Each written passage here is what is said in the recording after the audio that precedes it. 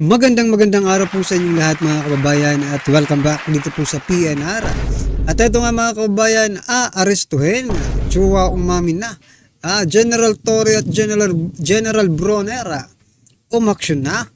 Yan mga kababayan, patungkol po riyan ang ating alamin at bibigyan ng komento ngayong araw na ito. At dahil nga po riyan, ito i-share po natin ang balitang ito mula po sa Philippine News Agency. Naglabas po ng pahayag itong si Secretary Lucas Bersamin or Executive Secretary Lucas Bersamin, no? Patungkol po sa naging pahayag din ni Vice President Sara Duterte, okay? Ito nga po yung sinasabi natin kung aarestuhin ba itong si Vice President Sara Duterte, kasi dito po sa statement ni Executive Secretary Lucas Bersamin, parang sinasabihan niya po yung Armed Forces or yung Philippine National Police, no? Or itong PCG, na umaksyon na kayo. Take action agad. Ang tanong, anong action ang gagawin ninyo? Aarestin ba ninyo si Vice President Sara Duterte? Well, mamaya mga kababayan, pag-usapan po at bigyan natin ng komento yan. At ito pa, i-share din po natin mga karibin natin itong pahayag, no, ni General Bronner patungkol po sa isyong ito, na kung saan nagsalita po siya kung saan nga ba papanig ang Armed Forces of the Philippines in case may mga ganitong sitwasyon. Okay? Bigyan po natin ng reaction yan maya-maya lang. At ito pa, si General Torre naman mga kababayan, napasugod po sa St. Luke's, kung saan mga kababayan isinugod po si USIC Chief of Staff, no, ni Vice President Sara Duterte na si Attorney Lopez, no, mga kababayan. So action agad, no? Action agad po agad siya, no, si General Torre, no? Pero teka lang mga kababayan. Saan nga ba nagsimula ang lahat ng ito? At paano nagsimula ang lahat ng ito? Itong kaguluhang nangyayari ngayon, no?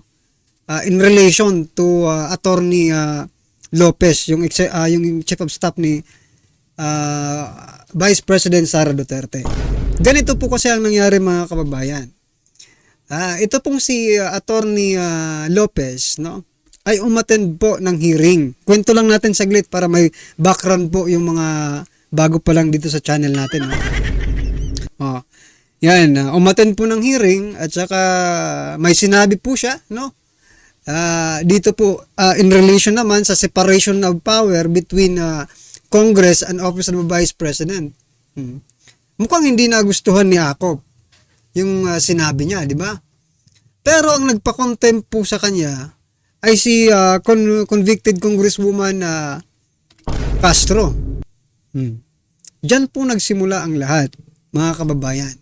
Nang kinonvict po ni na-cite in contempt na, no, na-cited in contempt na. Dinitain diyan sa kamera.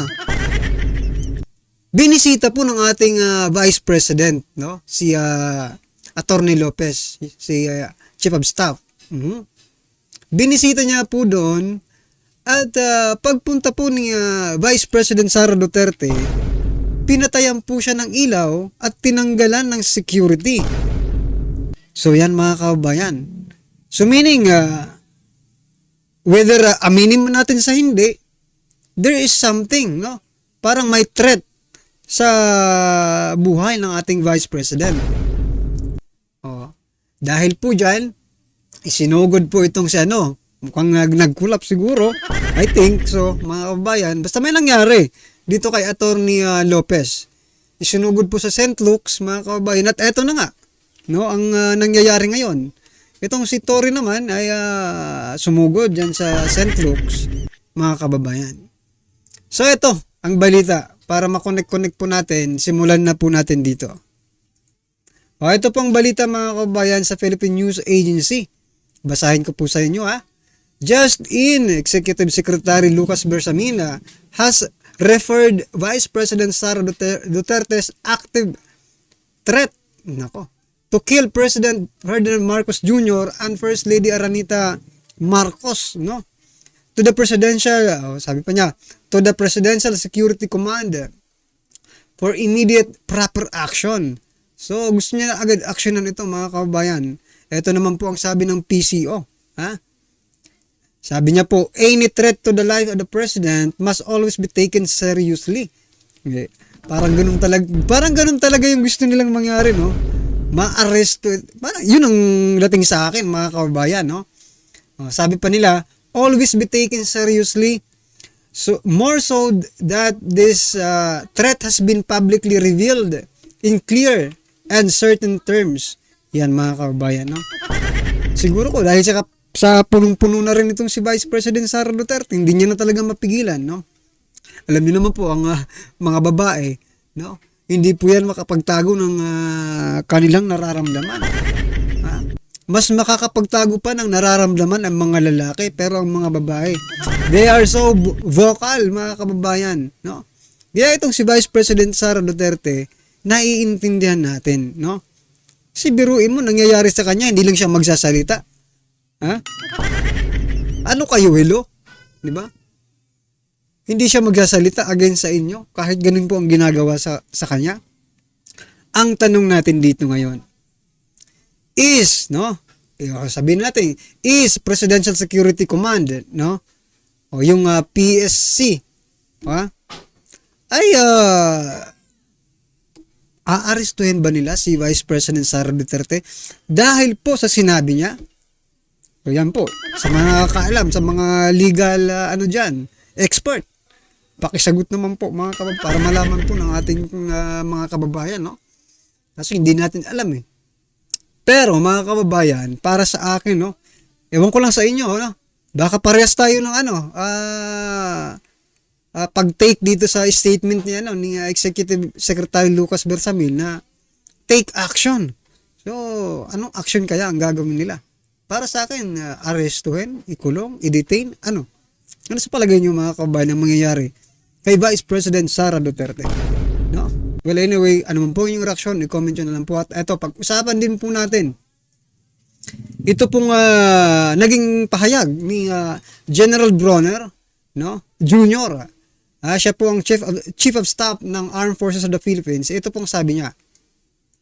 Statement on military professionalism and national unity. The Armed Forces of the Philippines is a professional, organized, focused on its mandate. Yan na. Palakpakan natin. Nakapokus po sa mandato nila. To protect the people and the state. Yan, mga kabayan, ha? To protect the people and the state. Our personnel are loyal to the Constitution. So, palakpakan po natin. And the chain of command. Yun lang.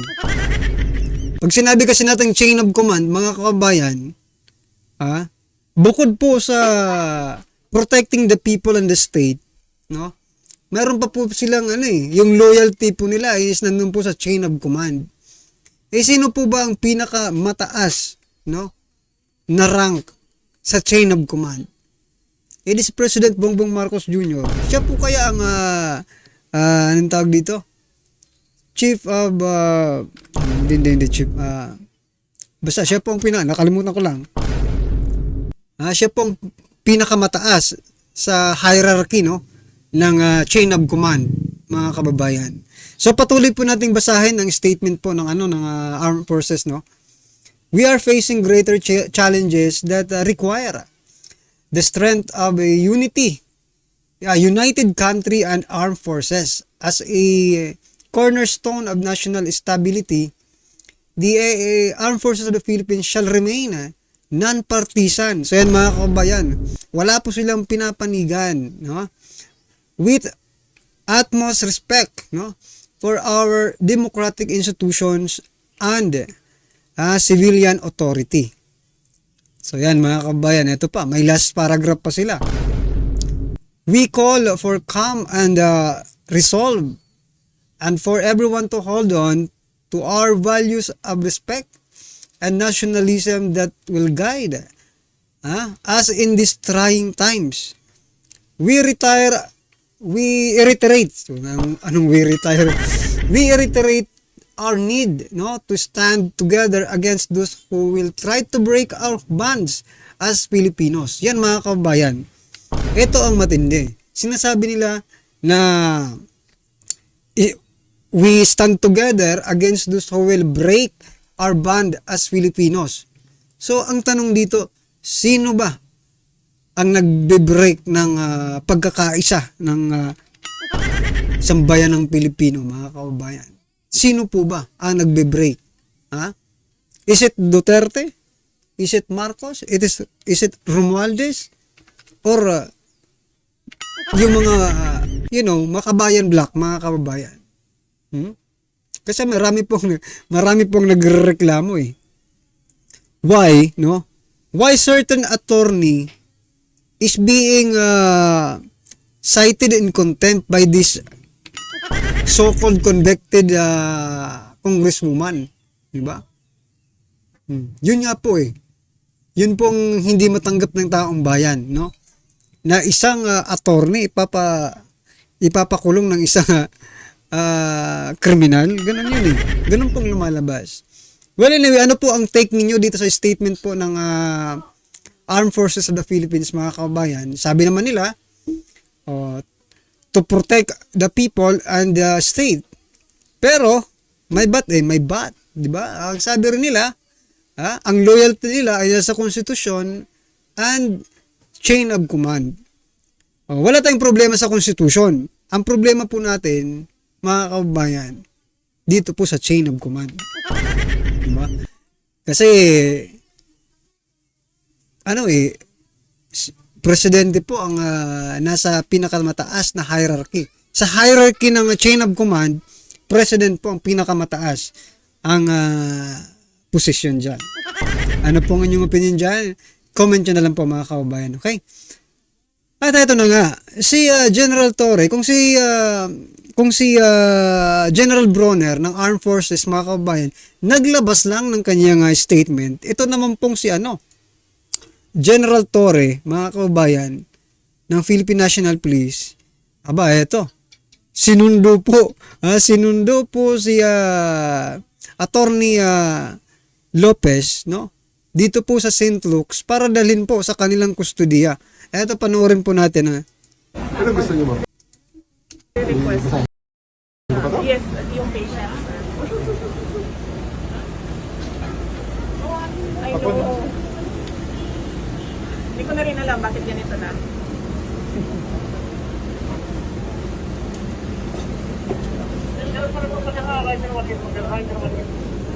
So, may assisting physician? May gusto na pala siya?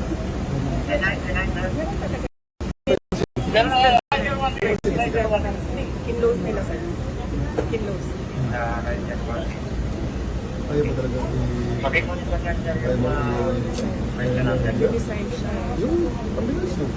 That like? Decide siya on her own.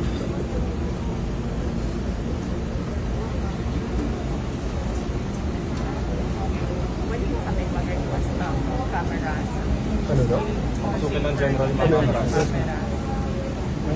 Gusto mo? Palapitin ng mga media? Opo. Sige. Lapit na. Go na. Go. Double time. Ding!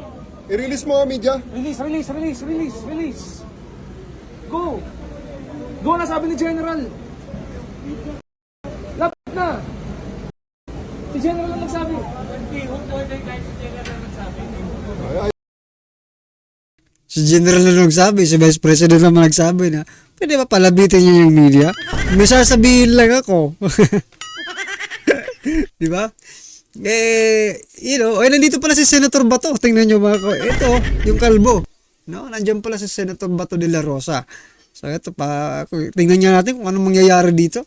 ayaw ng hospital. Hindi Ayaw ng hospital. Hanggang dyan lang naman yung camera eh. Ayaw ng hospital. Hanggang dyan lang sa inyo. Huwag nyo lang i-block yung side ng camera. Alis na lang dito ang mga kwan para makita Hanggang ng lang. Para camera. makita ng camera. Sige mo. I-clear natin ito yung para makita ng camera.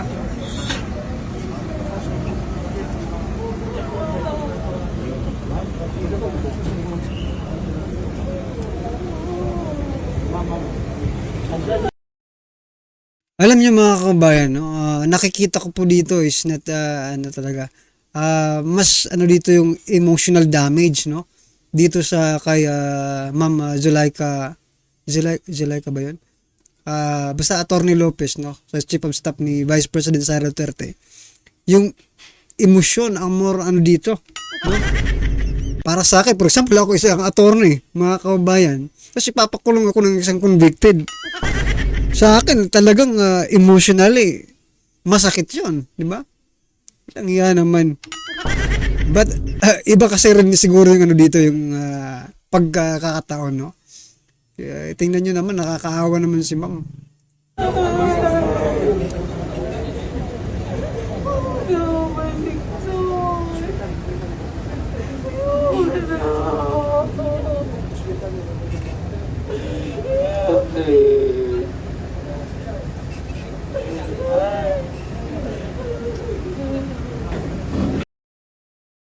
Parang gusto niyang wag na siyang iwanan, no? Ni Vice President Sara Duterte. Tingnan nyo naman. Tingnan nyo. Ba? Maybe, ito, na opinion ko lang. May nangyari po. Ha? May nangyari na hindi maganda. Kasi hindi naman, if you're comfortable dyan sa, ano, sa pagkakadetain mo dyan sa camera, no? Kasi hindi ka naman akusado eh. Nakulong ka lang dyan dahil sa mga hinayutak ng mga congressman na ito. Di ba? Dahil sa sinatawag ng rules. Dahil sa rules na yan, no? Ha? Kaya nakulong po ito. Ito lang ang masasabi ko dito sa ano, no, sa mga congressman. Pag kayang-kaya nyo talaga yung tao, ginaganyan nyo eh. Bakit si Pangulong Duterte may mga na-break ding rules, di ba? Kasi hindi nyo kaya. Pangulong Duterte, di ba? May mga na-break din na rules dyan sa Kamara during the hearing. Bakit? Hindi nyo kasi kaya. Hindi nyo kayang mag-contempt kay President Duterte. Kaya dito kayo bumawi. Ha? Sa Chief of Staff ni Vice President Sara Duterte. Yun po yung naiisip ko eh. Maaring tama tayo, maaring mali tayo, pero yun po ang naiisip natin. Grabe po eh.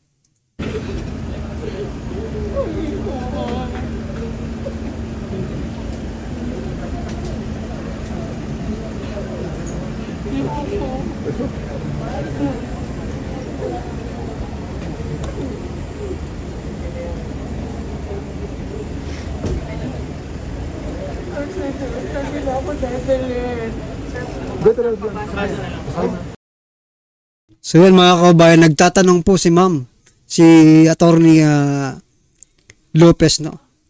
Kung saan siya dadalhin. Kasi tatransfer nga siya eh. Ha? Sa kustodiya nitong mga hinayuta, ni General Torre, mga kababayan. Pasensya na po kayo, no? Nadadala rin tayo eh. Umiiyak po yung tao eh, no, mga kababayan. Nakakaawa po kasi, tingnan nyo, etong taong ito matino. Tapos yung nagpakulong sa kanya, tumatawa ngayon. Alam niyo ba? Tawang-tawa ngayon si Castro sa mga nangyayari ngayon. Maaaring nagpa-party na ngayon si Castro. Alam niyo kung bakit? Pati si Akop. Ha? Mission accomplished. Magkano kaya? Magkano kaya worth, no? Ng mission accomplished nila? Nagtatanong lang po, mga kababayan.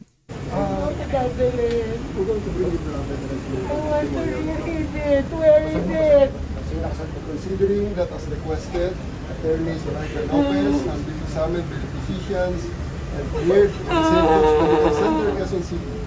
You are directed to transfer Attorney Lopez to the Veterans Memorial Medical Center, Quezon City. Ma'am, si VP, and anybody of your choice. May text tayo galing kay Rimulya. Ma'am, ang sabi ni SILD, Rimulya, Yan din ang sabi niyo, tapos kinuha niyo ako kanina, dadalhin niyo ako sa correctional. Hindi ma'am, tapos na yun. Totoo. To General Nick Torre from the SILD, John Vic Rimulya, transfer of Attorney Zulaika Lopez to Veterans Memorial Center. Dear General Torre, as verbally agreed upon, the transfer of Attorney Lopez to the Veterans Memorial Hospital shall be complied with respect to the House directive to transfer her. Please accord all security measures necessary to ensure her safety. Furthermore, Please allow the untethered access of her personal physicians during her confinement. The attorney will also be afforded full visitation rights of the following people: Senator Bato de la Rosa, Senator Annie Marcos, Vice President Sara Duterte. Please be advised that all pertinent hospital safety guidelines should be followed, as well as hospital policies on visitation practices. Compliance for strict and immediate compliance. Signed, SILG, John B. Cremulya. Ma'am, assurance yun. I don't Ako, kahit gusto ko, natatawa ko na ito, Tore, no? Ma'am, assured yun. Talaga ba? Tatanong lang, talaga ba, General Tore? No? Doon nga sa kamera, pinatayan ng ilaw, di ba? Pinatayan ng ilaw, hindi binigyan ng security. Anong ibig sabihin nun, di ba? Kaya itong hindi natin hindi maalis natin sa kay attorney Lopez, no? Na ganyan yung reaction niya. Ikaw ba naman, di ba? Tapos ang pinalalabas pa nila ngayon, dahil sa sinabi ni Vice President Sara Duterte, Vice President Sara Duterte is a threat to President Bongbong Marcos Jr. and to his wife. Maging dito kay Romualdez, mga kababayan. Well, anyway mga kababayan, ano pong inyong reaksyon, opinion patungkol po sa video ito? I-comment nyo na lang po sa baba para at isa lang po natin mga kababayan ang inyong opinion. Maraming salamat po.